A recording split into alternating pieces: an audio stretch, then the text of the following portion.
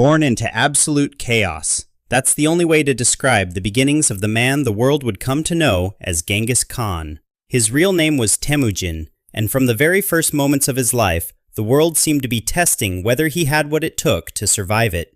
Abandoned after his father's murder, betrayed by his own tribe, and left to claw his way through one of the most unforgiving landscapes on the planet, the frozen, war-torn Mongolian steppe, this boy would grow into something the world had never seen before, and arguably has never quite seen since. From famine and violence, a legend would rise, a man who would unite warring clans, bend empires to his will, and carve out a territory larger than anything Rome ever managed to hold. He commanded armies that moved with a speed that seemed almost impossible for the era. He ruled through both terror and breathtaking innovation. He completely rewrote how society could be structured. He created laws that outlasted entire dynasties. And perhaps most remarkably of all, he genuinely believed he had been chosen by God to bring order to the world. But here's the question that historians, philosophers, and just genuinely curious people have been wrestling with for centuries. Was this man a monster or a visionary? Was he a destroyer of civilizations, or was he, in some strange and brutal way, their unifier? Or, and this is the most uncomfortable answer, was he somehow both at the same time? Because the more you dig into the actual story of this man's life, the harder it becomes to slap a simple label on him. He was a genius, but a ruthless one. He was a builder, but he built on top of the ruins of everything he tore down. He inspired loyalty so fierce that men followed him to the ends of the earth, and he inspired terror so complete that entire cities surrendered without a fight rather than face what was coming. So let's get into it. Let's actually dig into the facts of who this man was, where he came from, and how a hunted, starving outcast who was once abandoned in the wilderness became the greatest conqueror in recorded human history.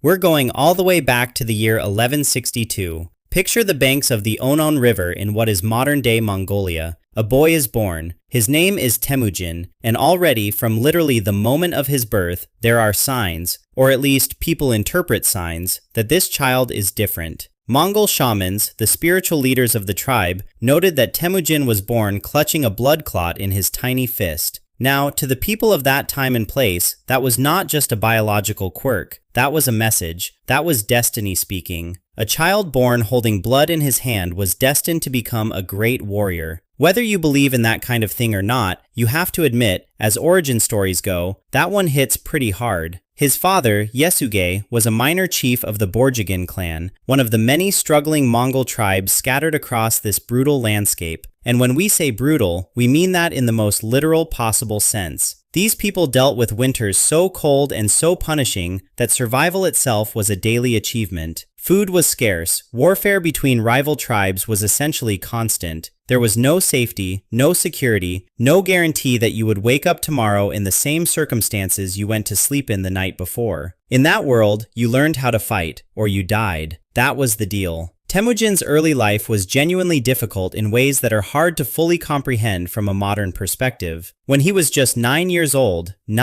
his father, Yasuge, was poisoned by rival Tatars. The Tatars had invited Yasuge to share a meal, which was a common enough social practice at the time, and somewhere in that meal, they slipped poison into his food. One moment, one shared meal, and suddenly everything in young Temujin's world collapsed. With his father gone, the men of the clan made a cold calculation. They looked at this widow and her children, decided the family wasn't strong enough to be worth following anymore, and they simply walked away. Temujin's mother, Hoelun, was left with 5 children, no husband, no protection, no resources, and no support. What did she do? She survived. She took her children into the wilderness and kept them alive on whatever she could find. Wild berries, roots, fish from the river, small animals they could hunt. Through brutal Mongolian winters that could kill a grown man, this woman kept her family alive through sheer force of will. Those years left a permanent mark on Temujin. He learned something in that wilderness that would shape every decision he made for the rest of his life. Survival is not a gentle business. It requires hard choices. Sometimes it requires choices that would make a comfortable person's stomach turn. Here's an example that makes that point with absolute clarity. Temujin had a half-brother named Begter, and Begter had a habit, a dangerous habit given their circumstances, of stealing food. Not from strangers, from Temujin and his brother Kasar. In a situation where every caught fish and every small hunted animal was the difference between living and starving, this was not a minor irritation. This was a threat to survival. Temujin warned him, so Temujin killed him.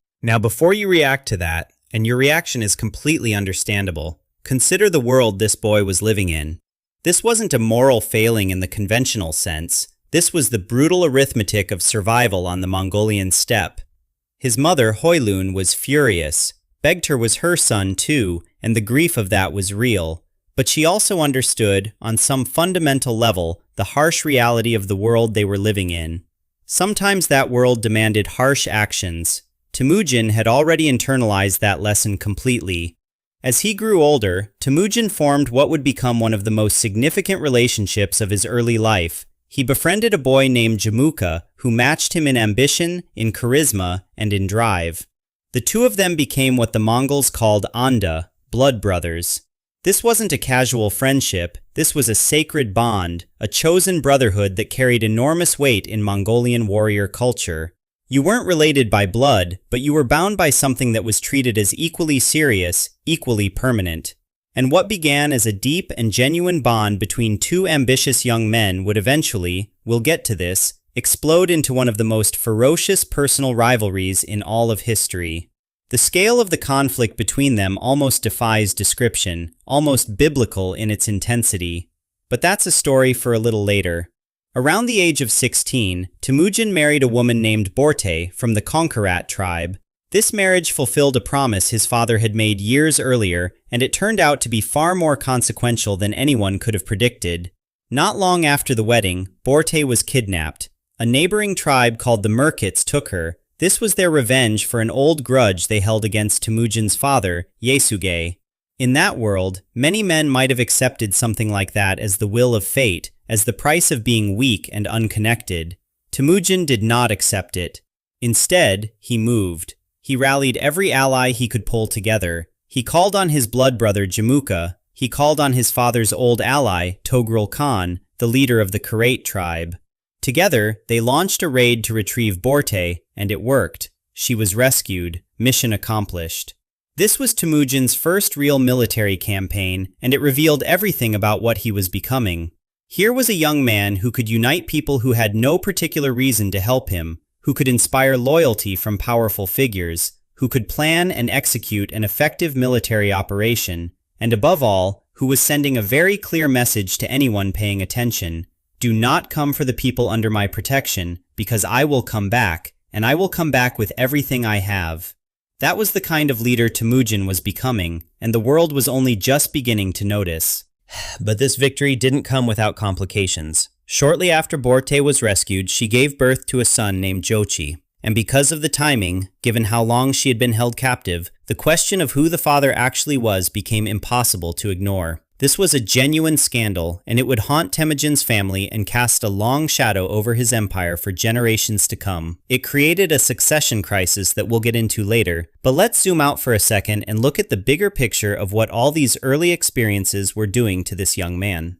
Betrayal, hunger, devastating loss, kidnapping, open warfare. These weren't just rough patches in Temujin's childhood, they were the curriculum that built him. Every one of those brutal experiences was teaching him something, and one of the clearest lessons he absorbed was this: noble blood meant absolutely nothing without the strength to defend it. It doesn't matter who your father was, if you can't hold on to what he left you, then you don't really have it at all. So from all that suffering, Temujin forged a kind of deep, almost unshakable toughness. From every act of betrayal, he extracted strategic wisdom. And through the sheer act of surviving things that would have broken most people, he began the long journey from being just Temujin, a struggling outcast on the steppe, to becoming the Genghis Khan that the whole world would come to know. Now, between roughly 1185 and 1206, that transformation was in full swing. Temujin went from a desperate young man fighting just to stay alive to the undisputed ruler of every Mongol tribe across the steppe. He literally took this enormous, chaotic landscape of warring clans and fractured tribes, people who had been fighting each other for generations, and welded them into something resembling a unified nation. And here's the thing, his rise wasn't just a story of raw power and brute force. There was an enormous amount of strategy behind it and some genuinely revolutionary thinking that completely flipped the script on how leadership worked in that part of the world. Most Mongol chiefs at the time built their power the old-fashioned way, through bloodlines and family connections. Who your father was determined your rank, your place in the hierarchy, and your worth as a person. But Temujin did the opposite. He built his power base on loyalty and merit. It didn't matter if you were an outcast, a former enemy, or a soldier of the lowest possible birth. If you proved yourself, if you were skilled, brave, and loyal, you had a place at his side. Full stop. Now, in modern America, we like to talk a lot about meritocracy. The idea that the best person should get the job, that talent and hard work should determine success. We treat that like it's obvious. But here's the thing, for most of human history, that idea was basically radical. Most societies ran on nepotism and cronyism. Your father was a blacksmith, you're a blacksmith. Your father was a nobleman, you're a nobleman. The hierarchy was rigid, inherited, and mostly unbreakable. So for Genghis Khan to look at all of that and say, I don't care who you are, I care what you can do, that was genuinely groundbreaking. And historians consistently point to this as one of his defining qualities. His real genius wasn't just on the battlefield, it was in how he was dismantling the old social order and rebuilding it around talent and courage. Two of his greatest generals, Subutai and Jebe, both came from humble, low-status backgrounds. Subutai was the son of a blacksmith, a man who had no noble lineage whatsoever, and he went on to become one of the most brilliant military strategists in the entire history of warfare. Then there's Jebe, whose story is almost too cinematic to believe. Jebe earned his place in Temujin's inner circle after shooting him with an arrow during battle, and then, after the battle was over, boldly stepping forward, admitting it was him, and offering to serve. Think about that for a moment. You shoot the man who is becoming the most powerful warlord on the steppe. You own it. And instead of being executed, you get recruited. Because Temujin looked at that level of skill and that kind of raw audacity and thought, I need that guy on my side. It's almost like a coach watching someone torch his defense and immediately thinking about how to get that player in the draft. That moment captures Temujin's entire philosophy in a single scene. He didn't care about your past. He didn't care if you'd tried to kill him. What he cared about was whether you were loyal, whether you were capable, and whether you were all in. But not every relationship could survive the new world that Temujin was building. His bond with Jamuka, a man who had once been his sworn blood brother, his closest companion, eventually cracked and then shattered completely under the pressure of ambition. In 1201, Jamuka rallied a coalition of tribes and was declared Gur Khan, essentially claiming the title of universal ruler of the steppe. At the Battle of Kuitin, Jamuka's forces decisively defeated Temujin, scattering his army and forcing him into a temporary retreat and hiding. It was a genuine setback. But then Jamuka made a catastrophic mistake. He ordered the brutal execution of prisoners, boiling them alive. Now, even in an era when violence was a constant feature of life on the steppe, this was considered extreme. It was so savage that it genuinely disgusted many of Jamuka's own warriors. His followers started looking at this man they had rallied behind and thinking, this isn't leadership, this is just bloodlust. And one by one, they began to defect. They drifted toward Temujin, whose reputation, even then, was for being considerably more fair-minded, more strategic, and far more respectful of the principles of loyalty and merit that people were starting to believe in. By 1204, when Jamuka allied with the Naimans, a powerful neighboring tribe, Temujin had fully rebuilt his forces and defeated the entire coalition decisively. And then came the moment that changed everything. In 1206, a great tribal assembly, known as a Kurultai, was convened near the Onan River. Every major leader, every significant figure from across the steppe, gathered together. And there, Temujin was formally proclaimed Genghis Khan. The title itself is significant. It translates roughly to universal ruler, the oceanic ruler, the one whose domain stretches as far as the sea. But it wasn't purely a political title. It carried an explicitly divine dimension. Genghis Khan claimed to rule by the will of Tengri, the eternal blue sky, the supreme force in the traditional Mongol belief system. The message was clear. Heaven itself had chosen him, not just to lead the Mongols, but to bring the entire world under one law. And that law had a name, the Yasa. The Yasa was a comprehensive legal code, truly revolutionary for its time, that governed everything: the conduct of war, the administration of justice, the rules of trade, and even standards of social behavior. Although the full text of the Yasa has been lost to history, scholars like Ala ad-Din Atamalik Juvayni documented many of its core principles. And let's just say, some of them were not subtle. Theft, adultery, betrayal, all punishable by death. But the Yasa also provided strong protections for merchants and diplomatic envoys, and, perhaps most surprisingly, guaranteed religious freedom across the empire. Genghis Khan would allow his subjects to worship as they chose, provided they acknowledged his supreme authority. It was harsh, but by the standards of the era, it was also genuinely fair. And in a land that had been defined by chaos, shifting alliances, and constant betrayal, it brought an unprecedented level of order. Genghis Khan also completely restructured his military, and the system he implemented was elegant in its simplicity. He organized his forces using a decimal structure, units of 10, 100, 1,000, and 10,000. This made command clear, communication fast, and coordination far more effective than anything the steppe had seen before. But the really clever part was the accountability built into the system. Every soldier was bound to his unit, and every unit shared collective responsibility for the conduct of its members. If one man deserted, or showed cowardice in battle, his entire group faced punishment. That created a level of mutual accountability and mutual pressure that was unlike anything the Mongols had experienced before. You weren't just responsible for yourself, you were responsible for the 9 men alongside you, and they were responsible for you. His early military campaigns against the Tatars, the Merkits, and the Naimans weren't random acts of aggression or opportunistic raiding.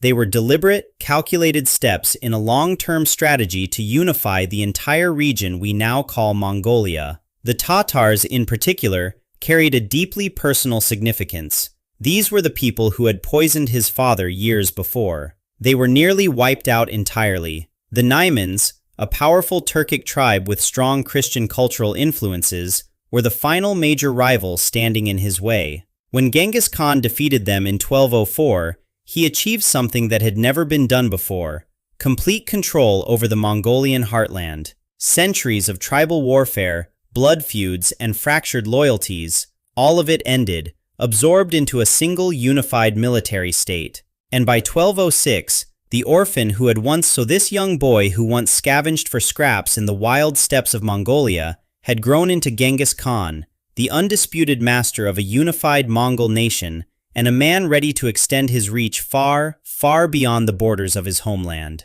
And to understand how he managed to do that, we need to talk about his army. Because the Mongol military wasn't just powerful, it was genuinely revolutionary. It changed the way warfare worked, and the world would never quite recover from the shock of it. At the absolute heart of the Mongol war machine stood one figure, the mounted archer.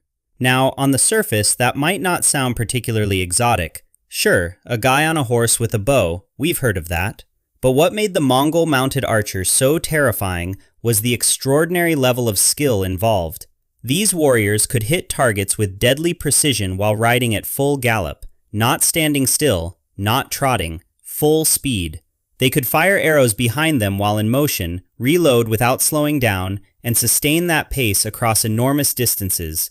We're talking 50 to 60 miles a day as a standard march, and up to 80 or even 100 miles a day when the situation demanded urgency. That's not a cavalry unit, that's a force of nature.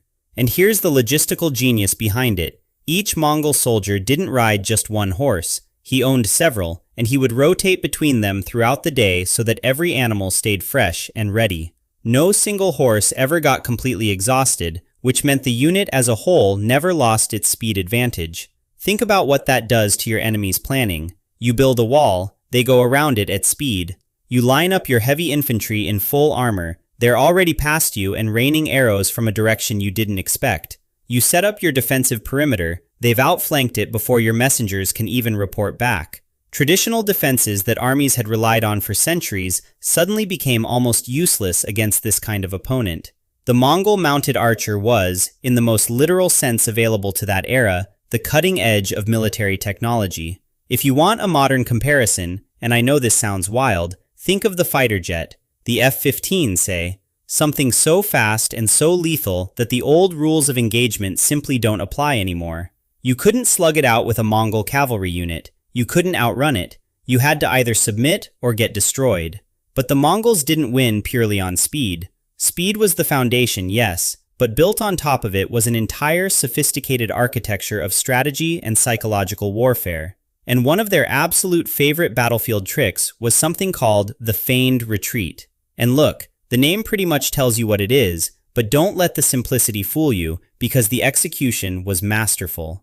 A portion of the Mongol force would deliberately appear to break and run. They'd pull back, seemingly in panic, seemingly overwhelmed. And the enemy, seeing what looked like victory, would give chase. Soldiers would abandon their formations, officers would lose control of the line, everyone would surge forward trying to chase down the retreating Mongols. And that's exactly when the trap snapped shut. Fresh Mongol troops, who had been waiting just out of sight, would close in from the flanks and the rear, surrounding the now scattered and disorganized enemy completely. What had looked like a retreat was actually the setup for a total encirclement. And once surrounded, the enemy had almost no chance. This is actually not too different from a tactic that Hannibal Barca used centuries earlier. We covered Hannibal in a previous episode, where part of his line would draw the enemy inward, and then the wings would wrap around and close like a net. The Mongols arrived at something remarkably similar, and they deployed it again and again with devastating effect. Now, alongside all of this battlefield brilliance, the Mongols had built a communication system that was genuinely ahead of its time. On the battlefield itself, they used flags, drums, and whistles to transmit commands almost instantly across enormous distances. Coordinating large formations in the chaos of a medieval battle was notoriously difficult for most armies. But the Mongols had essentially developed a real-time signaling infrastructure that kept their units responsive and coordinated even when things got chaotic. And beyond the battlefield, Genghis Khan constructed what was known as the Yam, a massive relay network of stations spread across his territory, each one stocked with fresh horses and riders standing by at all times. A message could be placed into this system and travel hundreds of miles with extraordinary speed, passed from rider to rider at each station like a relay baton. What this meant in practical terms was that Genghis Khan could receive intelligence reports from the far edges of his empire and respond to them before his enemies even realized he knew what was happening. It was, in a very real sense, the world's first large-scale military intelligence and communication system operating at that kind of speed and range. He wasn't just reacting to events, he was ahead of them. But perhaps the most surprising thing about the Mongol military, and this is really the key to understanding why they were ultimately so unstoppable, was their adaptability. Because here's the thing, when the Mongols first started pushing into northern China and the cities of Central Asia, their traditional hit-and-run cavalry tactics ran into a problem: walled cities. You can't gallop past a 30-foot stone wall and shoot it with arrows. Cities required siege warfare, a completely different skill set, one that most nomadic steppe armies simply didn't have. Genghis Khan's response to this challenge was, frankly, brilliant. Rather than retreating or avoiding fortified cities, he went out and recruited the experts. From among the peoples he had already conquered, he hired engineers, Chinese specialists, Persian craftsmen, Muslim technical experts, and put them to work building siege towers, catapults, and even early forms of gunpowder-based weapons. The historian Timothy May has pointed out that the Mongols became genuinely expert at blending this advanced siege technology with their lightning-fast cavalry operations. They didn't just learn to besiege cities, they learned to do it while simultaneously maintaining the speed and coordination advantages that made them so dangerous in open-field battles. The result was an army that could operate effectively in virtually any terrain and against virtually any type of opposition. They could storm a walled city. They could shatter an enemy cavalry formation in open steppe. They could pursue a retreating force across hundreds of miles of difficult terrain. No other military force of the era could claim that kind of versatility. And then there's the psychological dimension. And this might actually be the most chilling part of the whole story. Genghis Khan understood with an almost clinical clarity that fear is a weapon, not just a side effect of warfare, an actual tool to be deployed deliberately and strategically. He made his terms simple and brutally clear to every city, every tribe, every kingdom that stood in his path. Surrender, and you will be absorbed. Your people will live, and you may even prosper under Mongol rule. Resist, and you will be annihilated. Not defeated, not conquered, annihilated. And he meant it. When a city chose to resist, and the city of Nishapur is one of the most well-documented examples of this, the Mongols followed through with a completeness that was almost incomprehensible. Nishapur was destroyed so utterly, so thoroughly, that later accounts, and yes, these are dramatic retellings that may carry some exaggeration, claimed that not even the dogs or cats within the city's walls survived. Now that level of detail is almost certainly embellished in the retelling. Now the brutality of the Mongol campaigns wasn't mindless or accidental. Every bit of it was deliberate. Genghis Khan was sending a message to the rest of the world, a very loud, very clear message. And it worked. Once word spread about what happened to cities that chose to resist, many rulers simply opened their gates without even putting up a fight. This wasn't senseless violence. It was a calculated terror campaign, and it saved Genghis time, men, and resources. Pure strategic genius wrapped in absolute horror. And here's something people often overlook. Before every single campaign, the Mongol armies already knew exactly who and what they were walking into. Merchants, spies, and envoys were constantly moving through enemy territory, gathering detailed intelligence on defensive fortifications, political tensions, supply routes, and the personalities of local leaders. They knew which rulers were weak, which cities were sitting on wealth, and, critically, how to cut off food and water supplies to starve out anyone who dared to resist. Every Mongol campaign was a precisely planned military operation, not some chaotic raid. Behind every charge and every conquest was a much bigger strategic picture, all designed to expand Mongol power with ruthless precision. So by 1209, Genghis Khan had finally done it. He had united the Mongol tribes under his sole authority. And now his eyes turned outward. His first target was the Western Xia Kingdom in what is today northwestern China. The Tangut rulers there controlled major trade routes and had built heavily fortified cities. This was a genuine challenge for Genghis and his forces, because while the Mongols absolutely dominated open field battles, they had very little experience with something else entirely, sieging walled cities. At first, it showed. The stone walls and reinforced gates slowed the Mongols down dramatically and disrupted their usual momentum. But adaptability was their greatest weapon, and they learned fast. By January 1210, the Western Xia Emperor surrendered and agreed to become a Mongol vassal state, paying tribute to Genghis Khan. Now, this wasn't a complete conquest. The Western Xia remained a kind of semi-independent state, and they would eventually rebel, which forced Genghis Khan to come back and utterly destroy them in the very last campaign of his life. But we'll get to that story when we get there. Next came a far more formidable opponent, the Jin dynasty in northern China. This was a rich, organized empire with millions of people, powerful fortified cities, and one of the most advanced governmental bureaucracies anywhere in the world at that time. In almost every way, the Jin were the opposite of the Mongols. They were settled. They were wealthy. They ran a sophisticated economy built on trade. They were heavily defended behind walls and fortifications. Genghis Khan wasn't reckless about this. Starting in 1211, he fought smart. Rather than throwing his forces at well-defended cities head-on, he focused on cutting off food supplies and supply lines, picking apart smaller cities and outposts, one by one. Historian Morris Rasabi noted that Genghis showed a remarkable patience that was unusual even for a Mongol conqueror, waiting months, sometimes significantly longer, to slowly wear down a city rather than simply charging in at full force. That patience paid enormous dividends.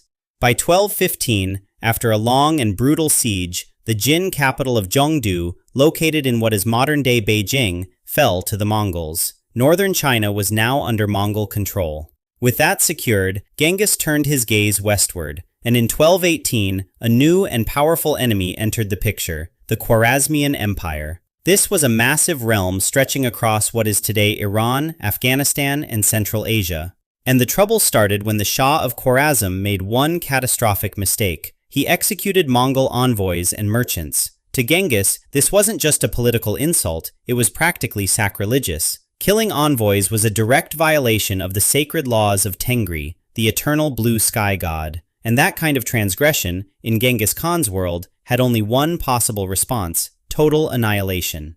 In 1219, Genghis Khan marched west with a force of roughly 150,000 to 200,000 men. Just pause and think about that for a second. 200,000 soldiers moving across the steppe in a single coordinated campaign. Now, this force was actually smaller than the Shah's armies, but what it lacked in numbers, it more than made up for in discipline and strategy. Instead of sending one massive army crashing into the heart of the empire, Genghis split his troops into multiple divisions that attacked from completely different directions simultaneously. While his brilliant generals Jebe and Subutai led diversionary strikes to keep the enemy off balance, Genghis himself drove straight into the empire's core. By 1220, the great city of Bukhara, located in what is present-day Uzbekistan, had fallen. The Persian historian Juvayni recorded one of the most chilling moments in the entire conquest. Genghis Khan rode into the city's grand mosque, stood before the terrified population, and reportedly declared,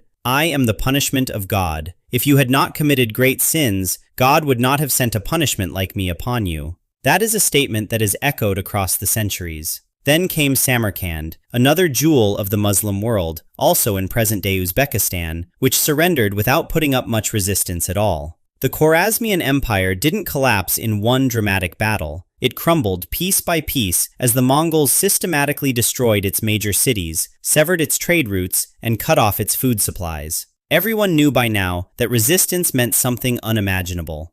And then there was Merv, located in modern-day Turkmenistan, one of the largest cities on Earth at that time. After a brief uprising, the Mongols reportedly killed the entire population, the entire city, gone. And look, I think this is one of those moments in history that we tend to gloss over too quickly, but we really shouldn't. This was a deliberate, systematic genocide. City after city, the same message. If you resist us, everything living inside your walls will be destroyed. Every single thing. At Nishapur, where Genghis Khan's son-in-law had been killed, the revenge was so absolute that according to chroniclers, even the animals were slaughtered. If they found a rat hiding in the rubble, they killed it. A stray cat wandering the streets, gone. The historian Rashid al-Din wrote that pyramids of skulls were left behind as monuments to Mongol wrath. The sheer scale of destruction across Central Asia is genuinely difficult to comprehend. But again, and this is the unsettling part, it was calculated. Genghis Khan wanted every single ruler in every single city to understand one thing with perfect clarity: resist me, and everything in your city dies. Surrender, and you live. It was terror deployed as strategy, shock and awe on a medieval scale, and in a deeply disturbing way, it worked. News of the Mongol devastation spread so quickly that many cities began surrendering before the Mongol armies even arrived. Rulers were essentially pre-surrendering, telling themselves that if the Mongols ever showed up, they would hand over the keys immediately. And in a grim kind of irony, this actually saved a significant number of lives. Meanwhile, Genghis Khan's two most trusted generals, Subutai and Jebe, his closest companions from the early days, pushed even farther west on one of the most daring expeditions in military history. They crushed the Georgian armies. They defeated the Russian forces. They looped entirely around the Caspian Sea, gathering extraordinarily valuable intelligence about European terrain, political structures, and defensive capabilities. It was one of the boldest reconnaissance missions in all of recorded history. And when they returned in 1223, they had covered thousands upon thousands of miles, dismantled multiple armies, and handed Genghis Khan a detailed picture of what lay beyond the known edges of his empire. Europe was on the map now.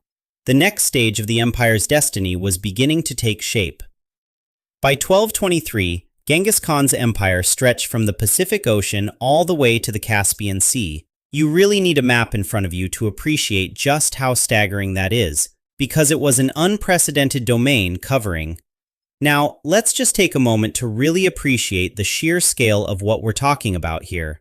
Modern-day Mongolia, northern China, Central Asia, Uzbekistan, Turkmenistan, Kazakhstan, Tajikistan, Afghanistan, and large chunks of Iran and southern Russia, all of it under Mongol control.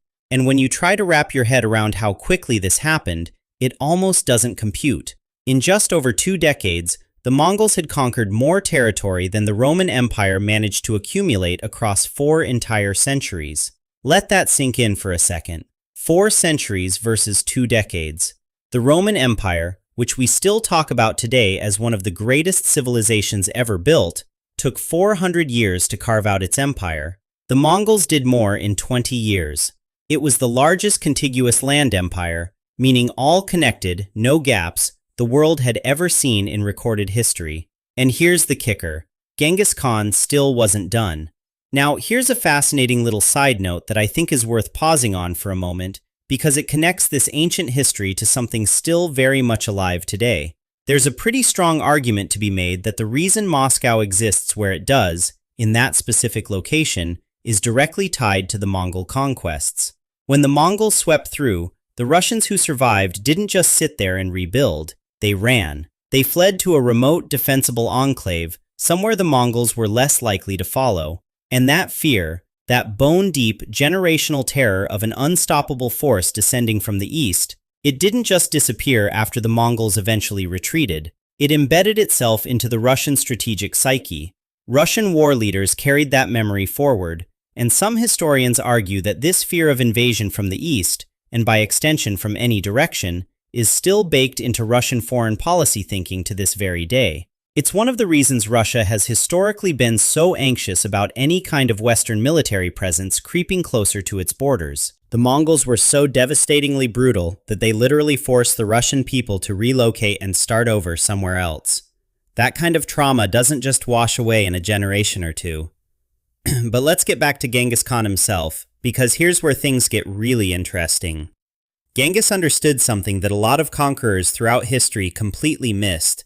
Conquering is actually the easy part. Ruling, that's where things get genuinely tricky, especially in the 13th century when communication was slow, distances were enormous, and the people you just defeated had absolutely no reason to be loyal to you. But his genius didn't stop on the battlefield. It carried over into how he structured and managed what had become one of the most complex empires in human history. At the heart of his rule was something called the Yasa. Think of it as a sweeping legal code, a foundational set of laws that applied to absolutely everyone within the empire. Didn't matter what tribe you came from, didn't matter what your rank was, didn't matter what religion you practiced, everyone operated under the Yasa. And this wasn't just a military rule book, it was the backbone of justice and social order across an incredibly diverse and massive empire. Some of the punishments were severe. Theft, adultery, betrayal, all of these could earn you a death sentence. But what made the Yasa genuinely remarkable for its time wasn't the harshness, it was the fairness. Even princes had to follow it, even generals. If a noble broke the law, they faced the exact same punishment as anyone else. And in the 13th century, that idea, the idea that a powerful person was not above the law, was genuinely revolutionary. We throw around phrases like, no one is above the law, in modern democracies like it's obvious, like it's always been true. But in the grand sweep of human history, that concept is actually quite new. For most of recorded history, the system worked like this. The peasants, the serfs, the people at the bottom of the social ladder, they were held accountable. The law was often used as a weapon against them. Meanwhile, the wealthy, the powerful, the religious authorities, they operated in a different sphere entirely. They were largely exempt. The rules simply didn't apply to them the same way. So the fact that Genghis Khan built an empire where, at least in principle, everyone from the lowest foot soldier to the highest nobleman had to answer to the same set of rules, that was genuinely ahead of its time. And the same logic extended to how he structured his government. He built it on merit, not bloodline. What mattered was your skill and your loyalty, not who your father was, not what family you were born into. We already talked about Subutai, the son of a blacksmith, rising to become one of the most brilliant military commanders in Mongol history. Then there's Mughali, a man who had originally served under one of Genghis Khan's rivals. When he was captured, he didn't try to bargain or run. He proved his loyalty, earned the Khan's trust, and was eventually given authority to govern northern China almost entirely on his own. That's extraordinary. This was a man who had literally fought against Genghis Khan, and he ended up being trusted to run one of the most important regions in the empire. And even Genghis Khan's own sons, Jochi, Chagatai, Ogadai, and Tolui, weren't handed anything for free just because of whose sons they were. They were given territories to manage, yes, but they were expected to perform. If they slipped up, their father came down on them just as hard as he would anyone else. No special treatment, no free passes because of family name. Now, one of the most strategically brilliant moves Genghis Khan made, and one that often surprises people who only know him as this brutal warlord, was his approach to religious tolerance. Again, we live in a world where the idea of freedom of religion feels fairly normal, at least in many parts of the world. But in the 13th century, the dominant attitude across much of Eurasia was essentially convert or die. Religious identity and political power were deeply intertwined, and conquering armies typically forced their beliefs on the people they defeated. Genghis Khan did the opposite. He himself followed the traditional Mongol shamanistic faith. They worshipped what they called the eternal blue sky, the divine force known as Tengri, which I mentioned earlier. But he never forced that belief on anyone else. His empire conquered Christians, Muslims, Buddhists, and shamanists, and all of them were treated with a broadly equal level of respect. Religious leaders, priests, imams, rabbis, were even exempted from taxes and military service. Now, before you think this was some kind of enlightened moral stance driven purely by kindness, let's be clear. This was an absolutely calculated political move. Genghis Khan was building an empire of staggering diversity. Dozens of different peoples, dozens of different languages, dozens of different belief systems, all under one roof. He knew that if he let religious conflict fester inside his empire, it would tear the whole thing apart from the inside. Religious tolerance wasn't charity, it was infrastructure. It was a way of keeping cohesion across an almost impossibly complex political landscape. As historian Jack Weatherford points out, that level of tolerance was essentially unprecedented for its era, and it worked. Under his rule, trade began to flourish again across regions that had been absolutely devastated by war. The Silk Road, that ancient network of trade routes connecting East Asia to the Mediterranean, came roaring back to life. Mongol soldiers protected merchant caravans and kept the trade routes open and safe. The relay station system, called the Yam, which used networks of stations stocked with fresh horses to carry messages and travelers rapidly across enormous distances, proved invaluable not just for military communication, but for merchants and traders moving goods across the empire. Merchants were actively encouraged to operate freely, to move goods, to generate wealth, and to bring back valuable intelligence about the wider world. Genghis Khan didn't see traders as just businessmen. He saw them as the veins of his empire, the network that kept everything connected, everything alive, everything moving. And running quietly behind all of this, he maintained a tight, sophisticated intelligence and diplomacy network that helped him stay one step ahead of everyone around him. Now, Mongol spies were constantly moving through foreign lands, collecting intelligence and cultivating informants inside the courts of rival kingdoms. Diplomatic missions weren't just ceremonial handshakes, they were sophisticated scouting operations. Envoys would take note of military strength, political tensions, supply routes, trade patterns. Everything was information. And if anyone was foolish enough to harm a Mongol envoy, like the Shah of Khwarezm famously did, the response wasn't a strongly worded letter. It was total annihilation. That wasn't just revenge, it was a message broadcast loud and clear to every kingdom within earshot. Disrespect Mongol diplomacy, and you will not survive to regret it. And when you step back and look at the full picture, Genghis Khan didn't just build the largest empire in history through fear and raw violence alone, though yes, there was plenty of both.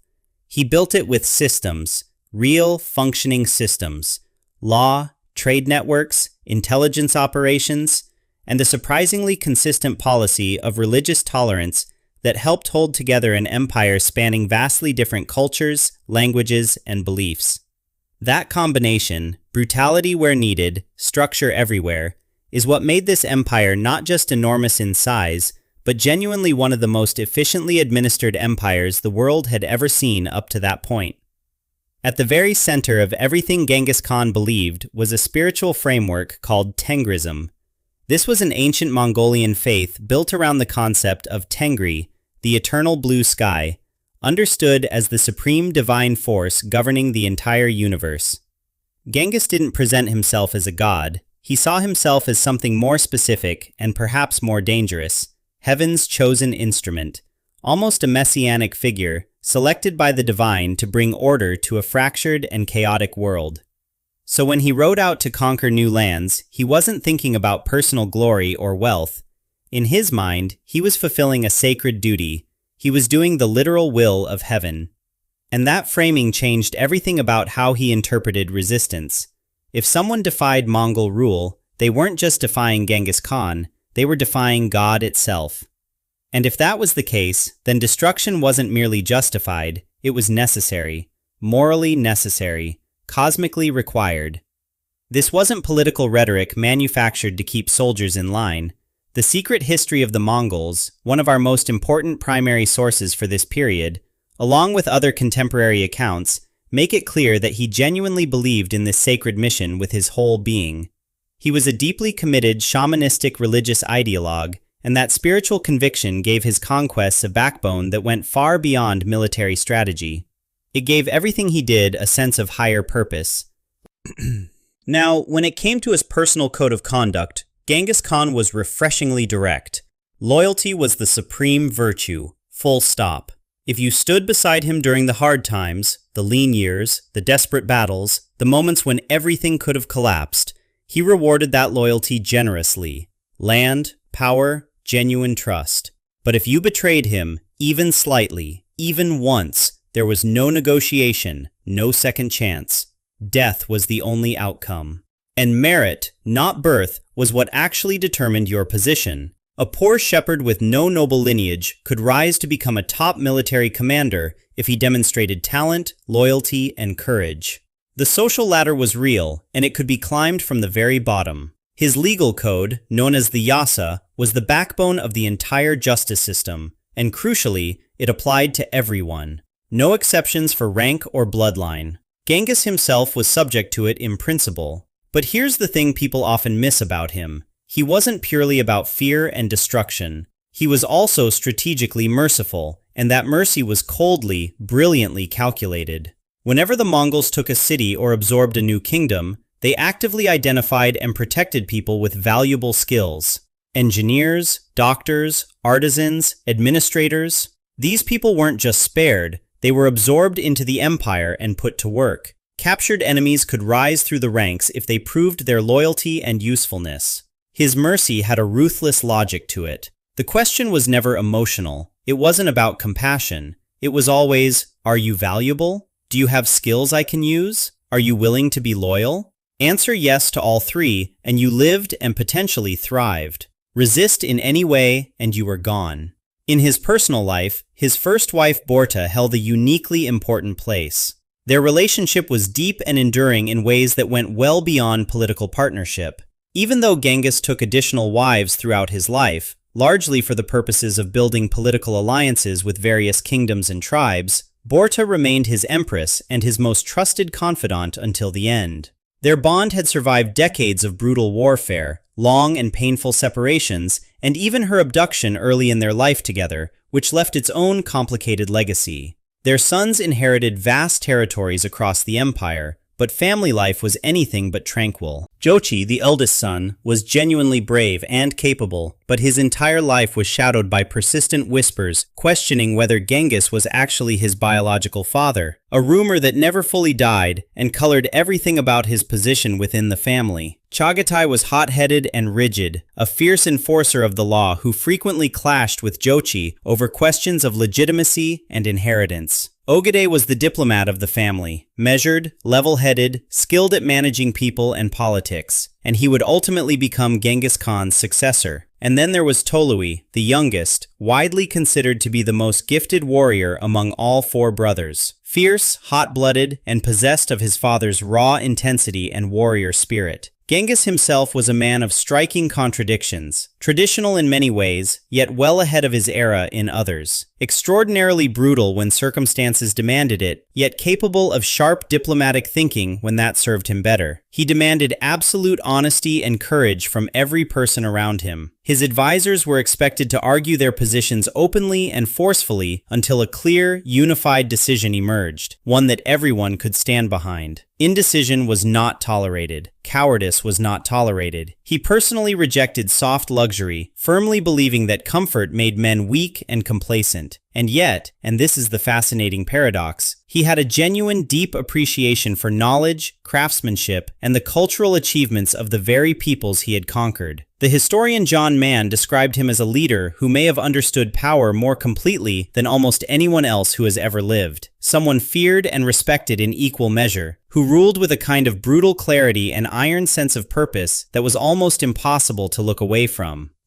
But no reign lasts forever. In 1227, Genghis Khan launched what would turn out to be his final military campaign, a punishing offensive against the Western Shah, the Tangut Kingdom, in what is now north-central China. The Tanguts had previously promised military support for Mongol campaigns, but then refused to deliver when the moment came. That kind of defiance carried a very specific price. By this point, Genghis was in his mid-60s, ancient by the brutal standards of Mongol warriors, where most men were lucky to survive their 40s on campaign. And yet, at 60-plus years old, he was still riding into battle on horseback with the same relentless ferocity he'd had at 30. The Mongols crushed the Tanguts. But during the siege of the Tangut capital at Yinchuan, Genghis Khan died. How exactly he died remains one of history's genuinely unsolved mysteries. The secret history of the Mongols says he fell from his horse during a hunting expedition. Persian sources point to illness or a battle wound. And then there's another story, darker, more dramatic, suggesting that a Tangut princess may have plotted and carried out an assassination. Whatever the actual truth was, it seems like it was deliberately buried along with him. What we do know for certain is that his death was kept completely secret until the military campaign was finished. His generals understood that the news could shatter morale and cost them the victory, so his body was quietly transported back to Mongolia while his troops continued the war. And they completed it. They wiped out Western Shah exactly as he had commanded. His burial was conducted in absolute secrecy. According to legend, everyone who witnessed the funeral procession was killed afterward to ensure that the location could never be revealed. Most historians treat those specific stories with considerable skepticism. They're likely embellished over centuries of retelling. But what is not disputed is that extraordinary, deliberate measures were taken to permanently conceal the site of his grave. The Mongols held a deep belief that great leaders should return to the earth quietly, without monuments, without temples, without markers of any kind. And so, for nearly 800 years, explorers, archaeologists, and historians have searched, from the Khenti Mountains where he was born to remote valleys scattered across the Mongolian steppe. And nothing has ever been found. That secret, maintained intact across 8 centuries, speaks to something profound, the iron discipline of his people and the extraordinary depth of reverence they carried for the man who had made them masters of the world. So when Genghis Khan looked at his sons and thought about what would come after him, he didn't just see heirs, he saw a problem. His eldest sons were volatile, ambitious, prone to the kind of infighting that tears empires apart. So he made a deliberate choice. He named his third son, Ogedei, as the next great Khan, the one who had the calm, measured, diplomatic temperament that the others simply didn't possess. The empire itself was then divided among his heirs, with each of them ruling their own territory, but all of them ultimately answering to Ogedei. Now, that system would eventually sow the seeds of rivalry and fracture, but for several generations, Mongol power didn't just hold, it kept growing. Under Ogedei, the empire pushed deeper into China, swept westward, and reached all the way into the heart of Europe. What Genghis Khan had built didn't just survive him. In many ways, it exploded outward into the largest continuous land empire the world had ever seen, stretching, even after his death, from Korea all the way to Hungary, from the frozen expanses of Siberia down to the jungles of Southeast Asia. And honestly, it's genuinely difficult to wrap your mind around the sheer physical scale of what that means. We're talking about a single political entity covering an almost incomprehensible portion of the entire Eurasian landmass.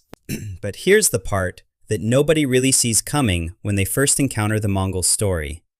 After all the conquest, after all the blood and fire and destruction, the Mongols did something that completely shocked the world.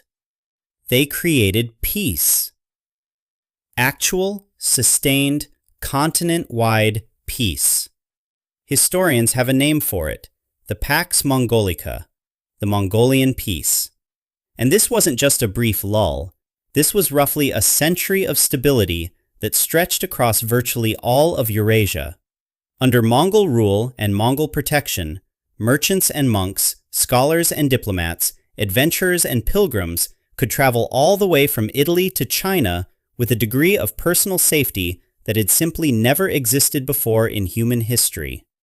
And that is not a small thing.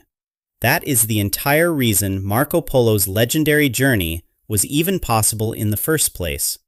For the first time, ideas, goods, technologies, and knowledge were flowing freely in every direction across the known world. This is where gunpowder starts making its way westward. This is where printing technologies begin spreading. Paper money was traveling west along the trade routes. Islamic science and Persian astronomy were reaching the courts of China. The Silk Road, which had previously been an extraordinarily dangerous and fragmented series of paths through hostile territory, essentially transformed into something like a superhighway of trade and culture, all of it operating beneath the umbrella of Mongol protection. It was one of the most remarkable periods of cross-cultural exchange in all of human history. But that same interconnectedness carried a dark side, a deeply, catastrophically dark side. Because the Mongols didn't just make it easier for people and goods to move quickly across the world, they also made it easier for disease to do the same. The Black Death, the plague that tore through Europe in the 1300s and killed somewhere between a third and a half of the entire continent's population, almost certainly spread along those very trade routes that the Mongols had secured. In trying to unite the world, they also unknowingly engineered the perfect conditions for a global pandemic. The same roads that carried silk and spices and brilliant new ideas also carried death on a scale that's almost impossible to comprehend. Politically, the Mongols didn't just conquer, they reshaped the entire map of Eurasia in ways that are still echoing today. In 1258, they sacked Baghdad and destroyed the Abbasid Caliphate, ending over 500 years of Abbasid rule and symbolically shattering the idea of a single unified caliphate authority across the Islamic world, a wound that Islamic civilization never fully recovered from.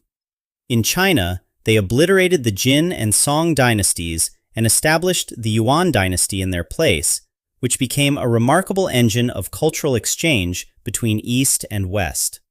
In Eastern Europe, they shattered Kievan Rus, setting off a chain of political consequences that would shape Russia's rise to power centuries down the line. Wherever they went, the Mongols weren't just another conquering force. They were more like a hard reset for history itself. And culturally, their empire became something extraordinary, a genuine melting pot on a continental scale. Persian art started borrowing brushwork techniques from Chinese painters. Chinese porcelain began incorporating Islamic geometric patterns. Books, technologies, philosophical ideas, all of it was crossing borders at a rate and on a scale that had never happened before.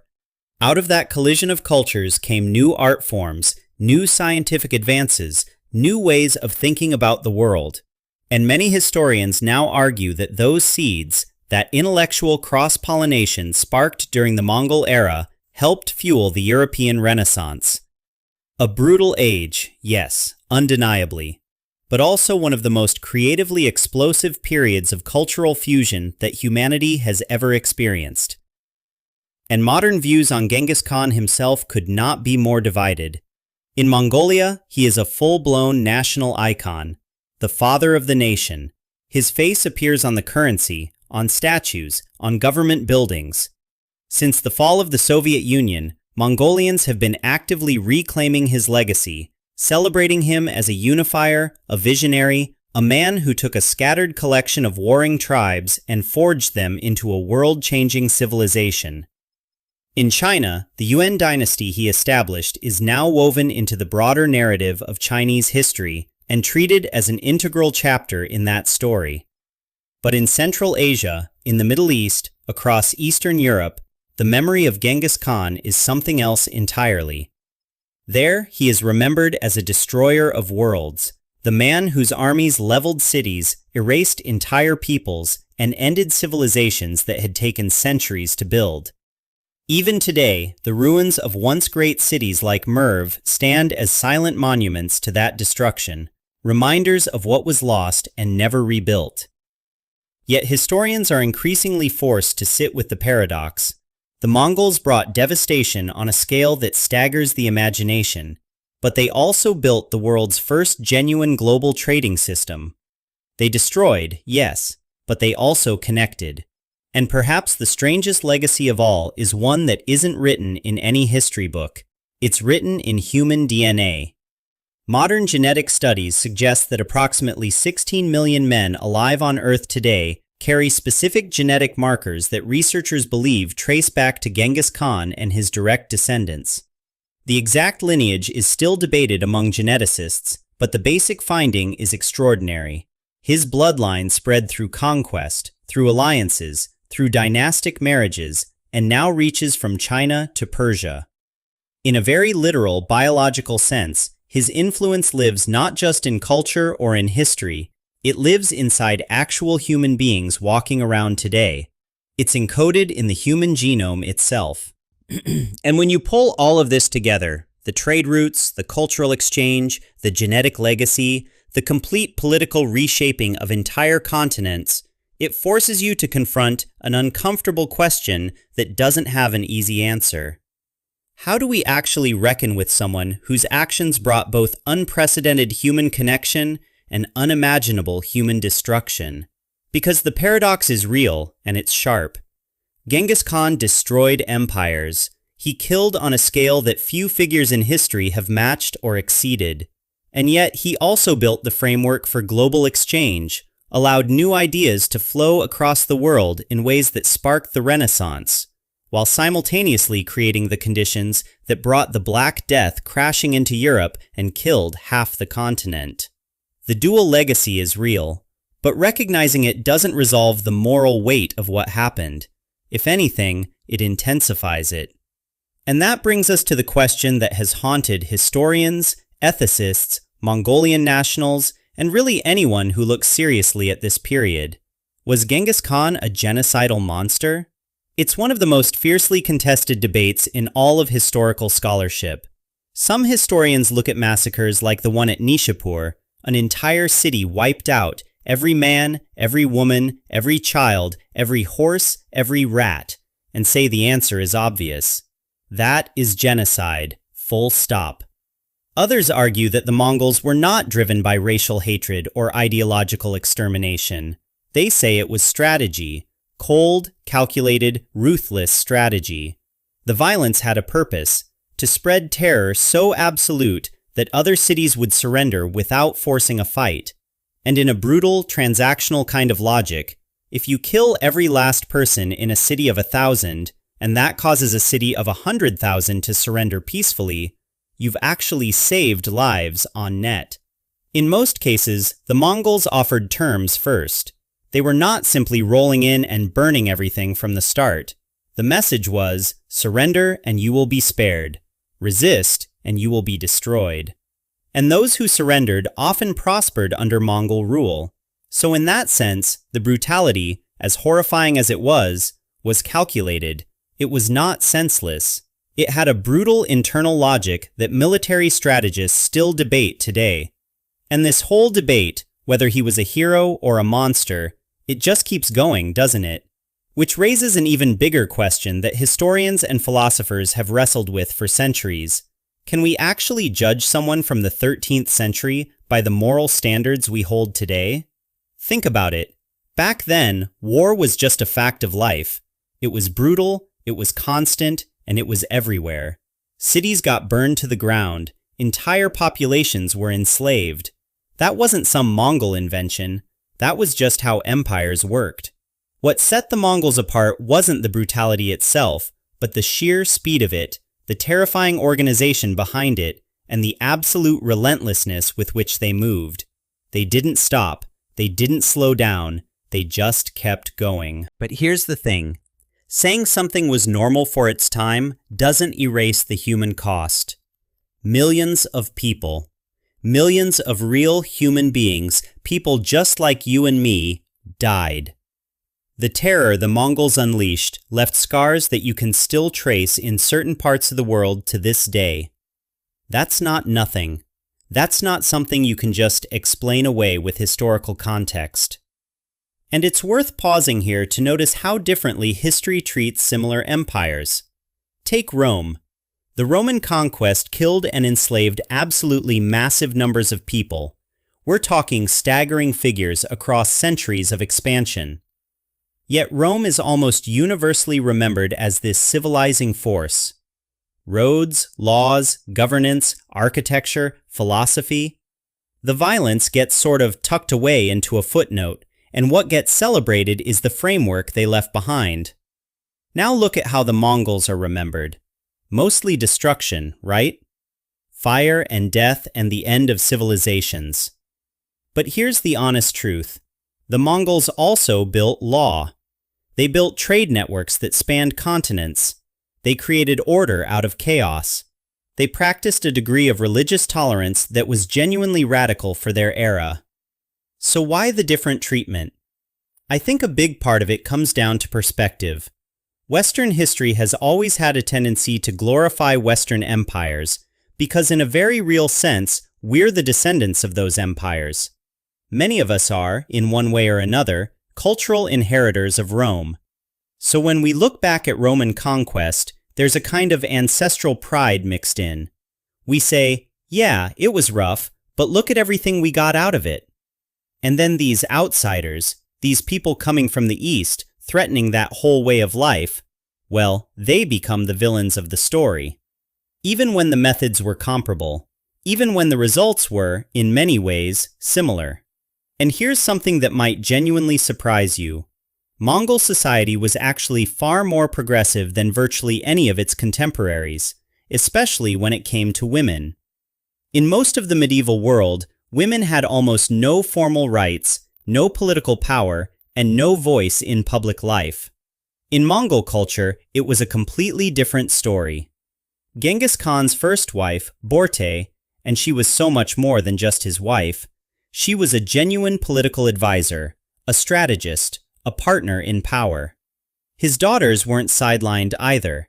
They ruled over territories, they managed diplomacy, they gathered intelligence. These weren't ceremonial roles, these were real positions of power and influence. And beyond that, Mongol women could own land, run businesses, and sit in on family councils. In the 13th century, that was practically unheard of in most parts of the world. That was revolutionary. So how Genghis Khan gets remembered also depends enormously on who's doing the remembering. The Secret History of the Mongols, one of the earliest and most important primary sources we have, paints him as a man literally chosen by heaven. Just, loyal, destined to bring order to a chaotic world. Persian historians, like Rashid al-Din, who, worth noting, was actually writing under Mongol rule, described both his undeniable genius and the catastrophic destruction he caused. Chinese records give you yet another version entirely. Writers from the Yuan dynasty, which was itself a Mongol empire ruling China, celebrated him as a legitimate emperor, a ruler worthy of respect. But later Ming dynasty historians? They condemned him as a barbarian and a conqueror who had no rightful claim to anything. History, as always, is filtered through the lens of whoever's holding the pen. Even archaeology struggles to give us clear answers about who Genghis Khan really was. And a big reason for that is rooted in Mongol culture itself. Because of their shamanistic religious traditions, the Mongols didn't build grand monuments or massive permanent cities the way European or Chinese empires did. They valued movement. They were deeply committed to a semi-nomadic way of life. Permanence wasn't something they chased. And they hid their dead. Sites linked to Genghis Khan or any of his descendants are treated as genuinely sacred in modern Mongolia, and excavation there is heavily restricted. Despite decades of searching, his tomb is almost certainly going to remain one of history's great unsolved mysteries, hidden either by the vast, unforgiving terrain of the Mongolian steppe, or perhaps by a very deliberate effort made centuries ago to keep his final resting place unknown forever. And just to give you a sense of the sheer scale of how Genghis Khan and his armies actually reshaped the world, and I mean this quite literally, they changed the environment. As populations were wiped out across parts of China and Central Asia, vast stretches of farmland were abandoned. And when that farmland was left alone, the forests that had once stood there began growing back. Some researchers believe this reforestation may have actually temporarily cooled the global climate. On the other hand, in places like Persia, the destruction went the opposite direction. Ancient, highly sophisticated irrigation systems were smashed, and fertile land that had sustained civilizations for thousands of years slowly turned back into desert. That damage echoed through the region for centuries. And beyond politics and ecology, the Mongol Empire changed the very course of disease on this planet. The Black Death, the most devastating plague in recorded human history, spread along the very trade routes the Mongols created and maintained. And there were many other outbreaks too, smaller but still devastating, as unfamiliar pathogens hitched rides along those vast networks connecting east and west for the first time. They never intended it. Nobody planned a global pandemic. But the scale and reach of what they built transformed global health in ways that no one at the time could have possibly imagined. So where does all of this leave us? Genghis Khan is, without question, one of history's greatest paradoxes.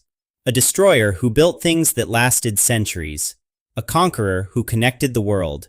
Born with nothing on the harsh, unforgiving plains of Mongolia, he rose from the life of an orphan boy to rule a domain stretching from the Pacific Ocean all the way to the Caspian Sea. He created revolutionary systems of law, trade, and order in the middle of absolute chaos. And the empire his successors expanded would eventually reach all the way to the Danube River in Europe. His empire unleashed both civilization and catastrophe, simultaneously, in equal measure. It seems like it almost split human existence right down the middle. On one side, something genuinely remarkable. On the other, something genuinely horrifying. And maybe that's just what revolutionary figures in history actually look like when you're honest about them. Maybe he can't be confined to the category of hero or villain, because he was both, completely and at the same time. Is a wildfire good or bad? Well, it destroys enormous amounts of things, but it also clears the way for new growth. And in some ecosystems, it's not just inevitable, it's necessary. And here we are, more than 8 centuries later, in a world that is connected and global and shaped by trade and movement in ways that carry the fingerprints of what he set in motion. Genghis Khan still exists in the collective psyche of basically every human being on Earth, either directly or indirectly.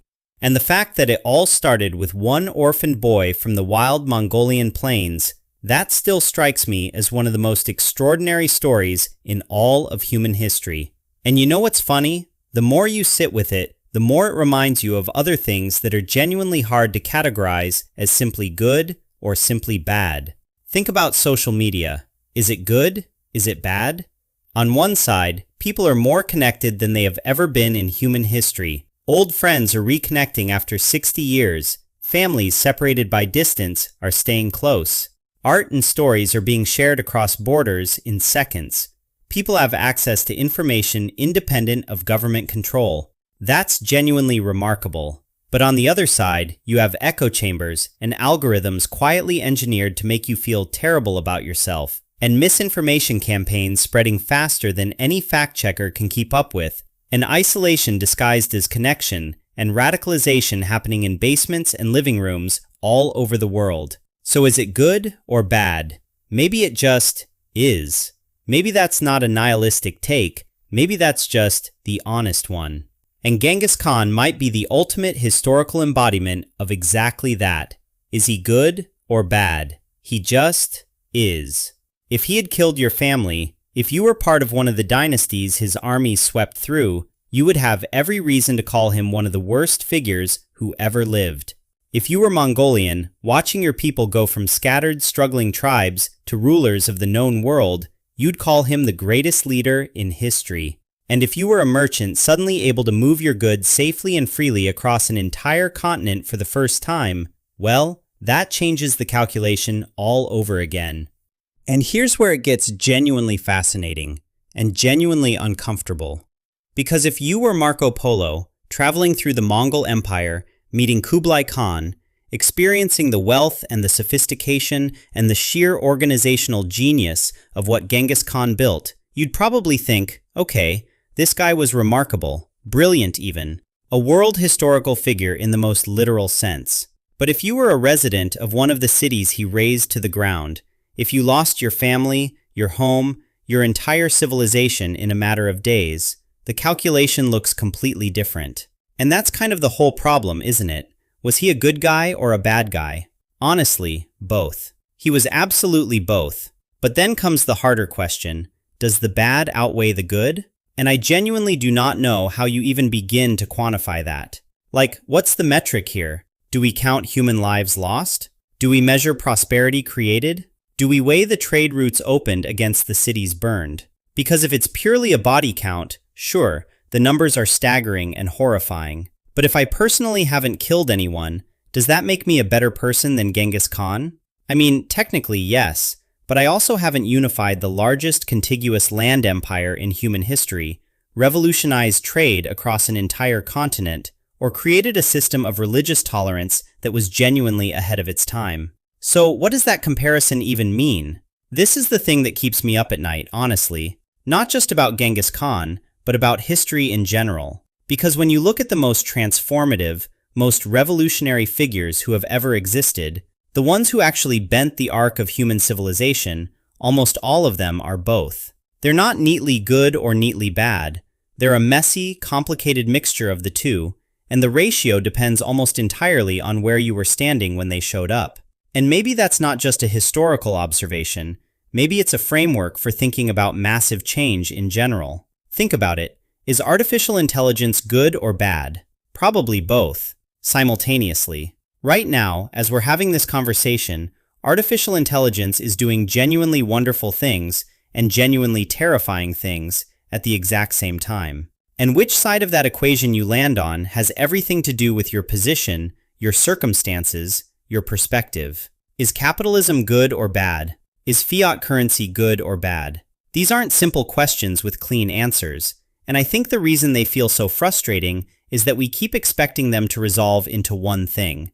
Hero or villain, progress or destruction, when the honest answer is almost always that it's both things happening at once. Now, I know that sounds like fence-sitting. I know it sounds like I'm just refusing to take a stand. And part of me wants to just say, look, obviously killing millions of people is bad, full stop. That part I'm confident about. But then I look at everything else, at the scope of what this one man from the steppes of Mongolia built, and I can't pretend the picture is simple. Because it isn't. History is rarely simple when you get close enough to actually look at it. So here's what I really want to know. What do you think? What ethical framework do you use to even approach a figure like Genghis Khan? Is he a good guy, a bad guy, or is he both? And if he's both, how do you weigh that? How do you hold those two things in your head at the same time without one canceling out the other? These are questions I genuinely wrestle with, and I would love to hear how you guys think about it. Drop a comment. Help me build out my own moral framework here, because I clearly haven't figured it out yet, and honestly, I'm not sure anyone fully has.